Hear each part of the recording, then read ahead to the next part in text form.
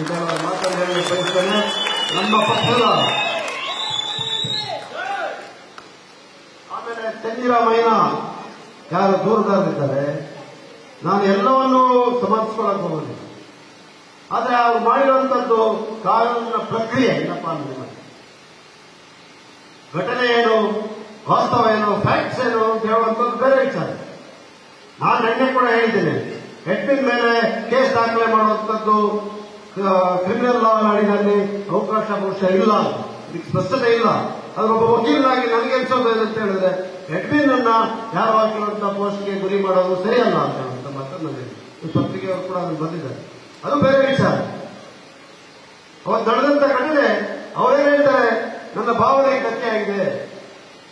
ನಮ್ಮ ಒಬ್ಬ ನಾಯಕರನ್ನ ಅವರ ಸಾಂಪ್ರದಾಯಿಕ ಉಡುಪಿನಲ್ಲಿ ಒಂದು ಬಾತ್ರೂಮು, ಆ ಬಾತ್ರೂಮ್ನಲ್ಲಿ ಇರುವಂತಹ ಎಲ್ಲ ಕೊಳಚೆಯ ಜೊತೆಗೆ ಇಟ್ಟು ಇದನ್ನ ಕ್ಲೀನ್ ಮಾಡೋ ಅಂತ ಹೇಳಿ ಏನೋ ಬಂದಿದ್ದಾರೆ ಅಂತ ಹೇಳಿ ಅವರ ಭಾವನೆಗೆ ಧಕ್ಕೆ ಆಗಿದೆ. ಅವರು ದೂರ ಕೊಟ್ಟಿದ್ದಾರೆ, ದೂರ ದಾಖಲೆ ಆಗಿದೆ.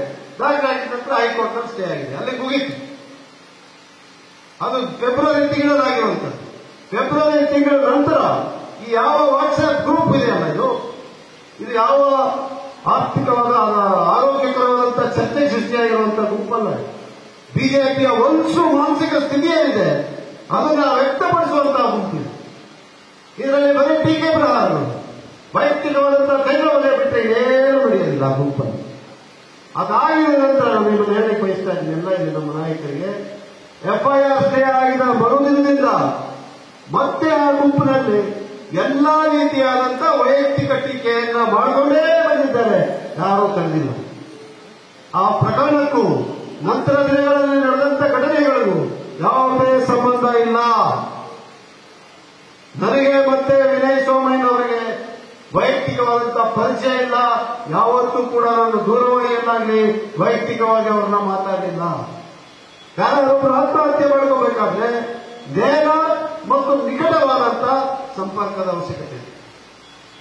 ನಾನು ಸಣ್ಣ ಉದಾಹರಣೆಯನ್ನ ಕೊಟ್ಟೆ. ಚಂದ್ರಮೌಳಿ ಅವರಿದ್ದಾರೆ, ಹಿರಿಯ ವಕೀಲರು, ಪ್ರಾಸಿಕ್ಯೂಟರ್ ಆಗಿ ಬಹಳಷ್ಟು ವರ್ಷಗಳ ಕೆಲಸ ಮಾಡಿದ್ದಾರೆ. ಬಹುಶಃ ಅವರು ಹೋಗ್ತಾರೆ ಹೇಳೋದು ನಿಕಟ ಅಂದ್ರೆ ಆಗ ತಾನೇ ಘಟನೆ ನಡೆಯೋಕ್ಕಿಂತ ಮುಂಚೆ ಇರುವಂತಹ ಸಂಪರ್ಕ ಅತಿ ಅವಶ್ಯಕ. ಯಾರಿದ್ರೂ ಸಂಪರ್ಕದಲ್ಲಿ ಅಂತ ಹೇಳಿ ಮುಂದಿನ ದಿನಗಳಲ್ಲಿ ನಿಮ್ಗೆ ಗೊತ್ತಾಗ್ತದೆ, ಖಂಡಿತವಾಗಿ ಗೊತ್ತಾಗ್ತದೆ. ನಾನು ಇವತ್ತು ಕುತ್ಕೊಂಡು ಹೇಳಿದ್ದೀನಿ, ಮತ್ತೆ ನಾನು ಮಾತಾಡುವಂತದ್ದು ಜವಾಬ್ದಾರಿಯುತವಾಗಿ ಮಾತಾಡ್ತಾ ಇದ್ದೀನಿ. ಈ ಸಾವಿಗೆ ಬಿಜೆಪಿಯೇ ಹೊಣೆ. ಬಿಜೆಪಿಯ ನಾಯಕರ ವೈಫಲ್ಯ ಇವತ್ತೊಂದು ಒಬ್ಬ ಯುವ ಮುಖಂಡನ, ಒಬ್ಬ ಯುವಕರನ್ನ ಬಲಿ ತಗೊಂಡಿದ್ದೆ ಅಂತ ಹೇಳುವಂತ ಮಾತನ್ನ ಸ್ಪಷ್ಟಪಡಿಸಲಿಕ್ಕೆ ಬಯಸ್ತಾ ಇದ್ದೀನಿ. ಅದರಿಂದ ಸತ್ಯಾಂಶ ಹೊರಗಡೆ ಬರಲಿ. ಯಾರ್ಯಾರು ಇದರ ಹಿಂದೆ ಅಡಗಿದ್ದಾರೆ, ಈ ಐಟಿ ಸೆಲ್ ಕಾರ್ಯವೈಖರಿ ಏನು, ಇವು ಮಾಡ್ತಾ ಇರುವಂತಹ ಕೃತ್ಯಗಳೇನು, ಎಷ್ಟು ಜನ ಈ ರೀತಿಯಾಗಿ ಒತ್ತಡಕ್ಕೆ ಬಲಿಯಾಗಿದ್ದಾರೆ, ಎಲ್ಲ ಬಹಿರಂಗ. ನಿನ್ನೆ ಬಂದು ಒಬ್ಬ ಬಾಯಿಗೆ ಬಂದಂತೆ ಒಬ್ಬ ಹೊಗಳಿದ್ದಾನೆ. ಅವರ ಫೋನನ್ನ ಸೀಸ್ ಮಾಡಿದ್ರು ಒಂದು ಪ್ರಕರಣದಲ್ಲಿ. ಅದನ್ನ ಬಹಿರಂಗಪಡಿಸಲಿಕ್ಕೆ ಕೇಂದ್ರ ಸರ್ಕಾರ ಅಂತ ಮನವಿ ಮಾಡ್ತೀವಿ. ಯಾಕಂದ್ರೆ ಅದನ್ನು ಸಿಕ್ಕಿದ ತಕ್ಷಣ ಒಂದು ಪೂಟಲ್ಲಿ ಅವರು ನಾಚೆ ಹಾಕಿದ್ದಾರೆ. ಆ ಫೋನಲ್ಲಿ ಇದ್ದದ್ದನ್ನ ನೋಡ್ಲಿಕ್ಕೆ ಆಗೋದಿಲ್ಲ ಕೆಲವು ವ್ಯಕ್ತಿ ಅಧಿಕಾರಿಗಳು ವ್ಯಕ್ತಪಡಿಸಿದ್ದಾರೆ. ಆ ಫೋನಲ್ಲಿ ಇದ್ದಂಥದನ್ನ ನಾವು ನೋಡಕ್ಕೆ ಆಗೋದಿಲ್ಲ. ಅಲ್ಲೇ ಡೆಲ್ಲಿನಲ್ಲಿ ಸಂಸತ್ನಲ್ಲಿ ಇದ್ದಂಥವ್ರು ವ್ಯಕ್ತಪಡಿಸಿದ್ದಾರೆ ನನ್ನ ಹತ್ರ ವೈಯಕ್ತಿಕ. ನಂತರ ಅವರ ರಾಜಕೀಯ ನಿರ್ಗಮನ ಶುರುವಾಯಿತು. ಇವತ್ತು ರಾಜಕೀಯವಾಗಿ, ಸಾಮಾಜಿಕವಾಗಿ, ಸಾರ್ವಜನಿಕ ಜೀವನದಿಂದ ಜನ ಒದ್ದು ಓಡಿಸ್ಬಿಟ್ಟಿದ್ದಾರೆ.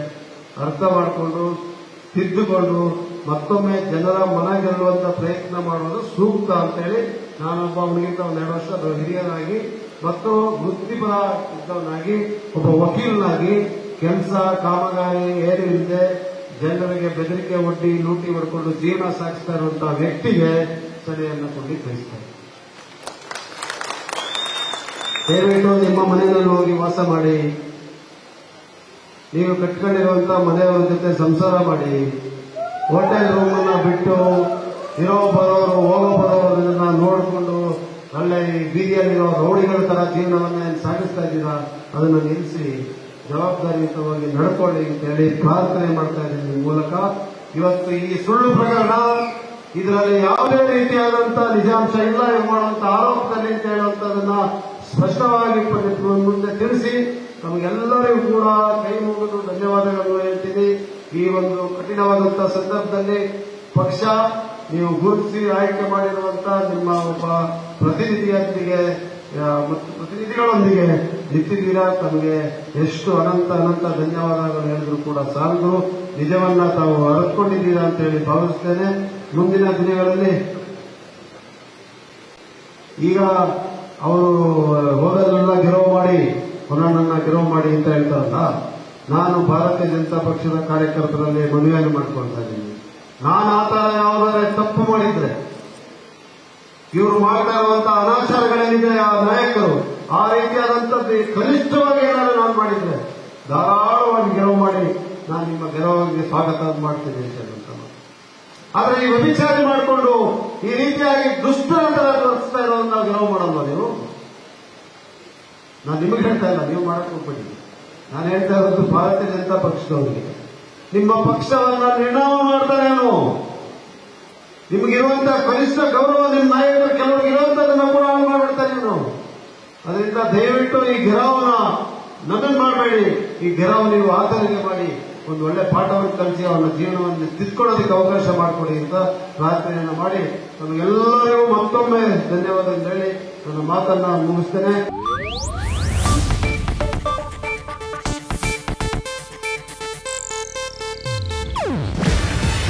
ಇದು ಏಷ್ಯಾನೆಟ್ ನ್ಯೂಸ್ ನೆಟ್ವರ್ಕ್ ಪ್ರಸ್ತುತಿ.